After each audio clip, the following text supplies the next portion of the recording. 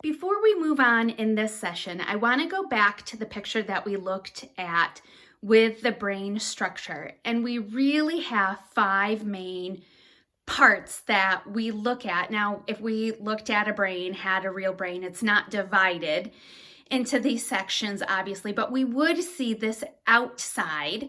The cortex, which we really look at, is the wrinkly part. And the wrinkly parts are known as the gyri in the sulci, which doesn't have anything to do with what we're going to learn about, but just for information.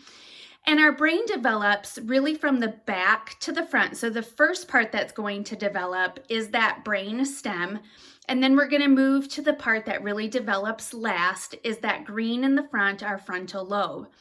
So to just go through the different parts again, we're going to zero in on this brain stem.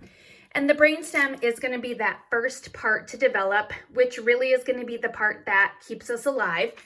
It's going to control things like our heart rate and our breathing and really temperature control. So really all of the processes that are automatic in keeping our brain alive.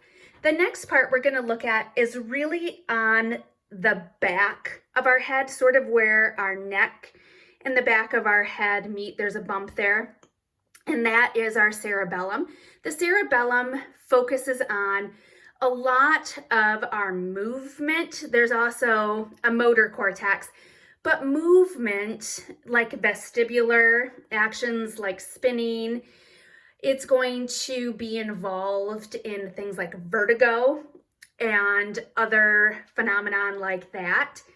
Up until recently, we thought that's all it did, but really within the last 6 months or so, research is finding out that there's a huge connection to the frontal lobe, way in the front, the part that we know develops last, in higher order thinking, which as a researcher is really exciting. And that's going to play eventually a part in what we know about different disorders, or what we think we're going to find out about different disorders, such as ADHD and autism, and it may even be a big part in what we know about executive functioning, so memory and really that higher order thinking. So stay tuned, we may find out more about that.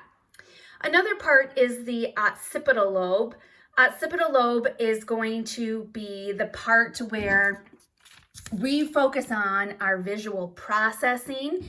This is where we're going to process things like color, and it's going to be involved in things like blindness.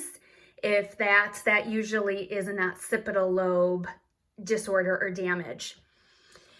On sort of the top of our head is the parietal lobe. The parietal lobe is involved a lot in sensory input, but it also is the part where we do math facts, not necessarily the solving of it. That may be really related to the frontal lobe, but where we can do math facts and computation.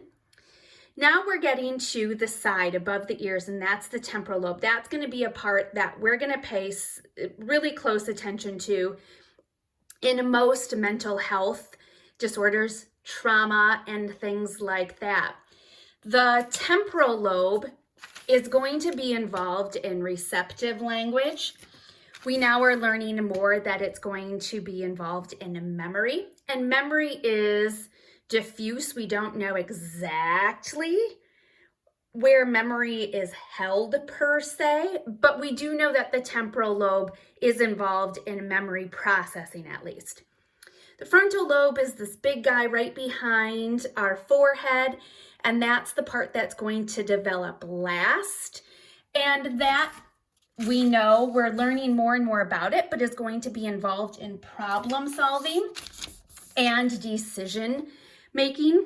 Now, if I scooch back out, it looks on the chart, because we're all color coded, like each of these parts has distinct functions. And that's not as simple as the chart makes it look, because all of these brain parts work together.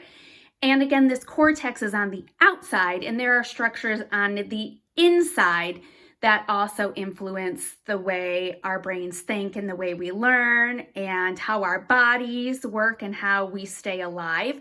So just keep that in mind as we went through each part, that they all work together, even though the chart makes it look like they all function separately.